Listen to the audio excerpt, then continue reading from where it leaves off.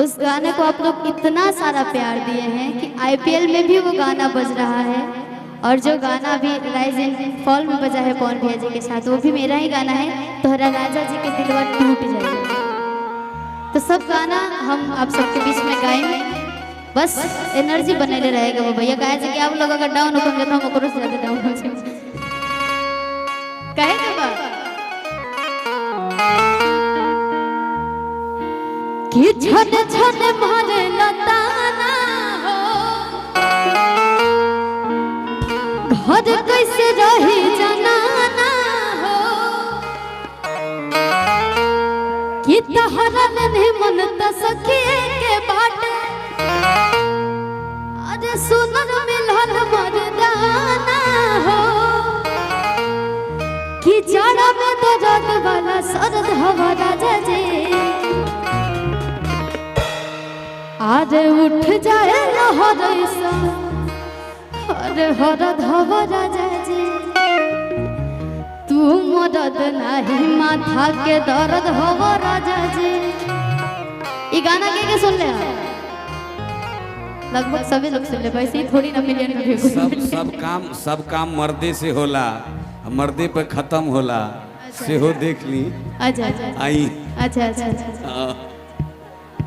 अगर मेहरारू धरती बना रहस ना तो ऐसा मर्द के क्यों ना पूछे, ठीक बा? मेहरारू के पावर से मर्द के कंपोजिशन जरूरी बा।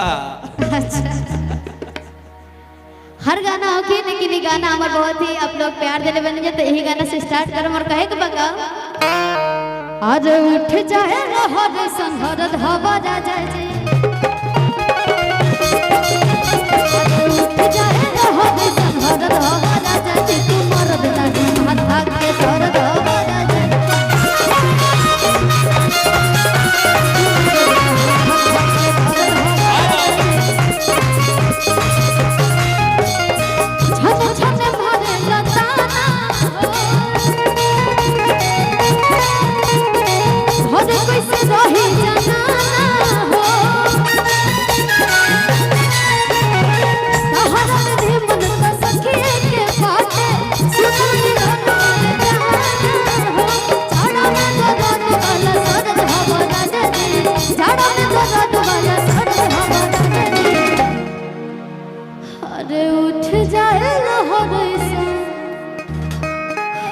हवा राजा जी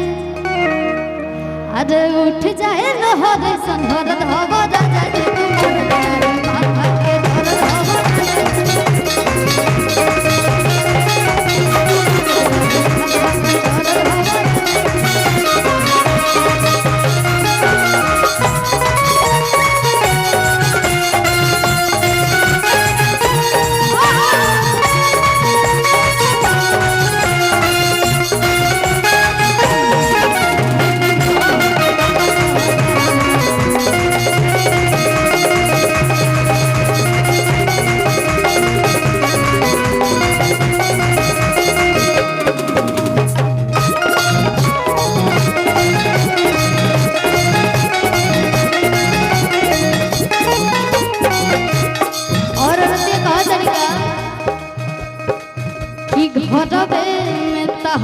तो खाए के बाद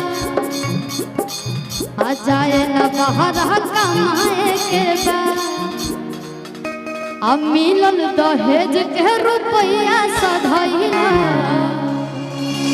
आ गौए में करज हला दहाए के बाद मेरा रुक बहुत दिक्कत बा कह तरी कि का भइल कुल तोहर डिगरी हो जाता अब मूड हमर बिगड़ी हो कि आवे न दया तूनी दर्द हवा राजा जी। ये गाना आप सुने ये भोजपुरी भोजपुरी बिल्कुल नहीं लोग सुने ना कितना परफेक्ट भोजपुरी लग रही है कि आवे न दया तूनी दर्द हवा राजा जी आज उठ जाए लहर संहरद हवा राजा जी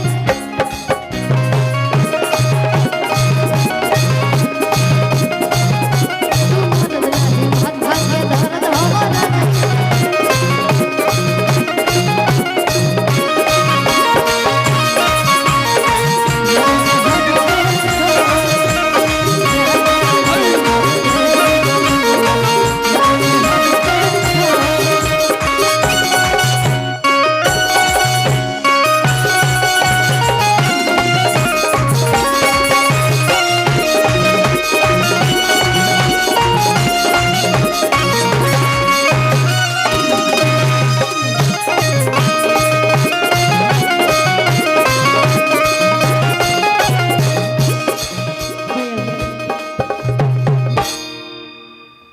सब गाना कही जाए दो लाइन।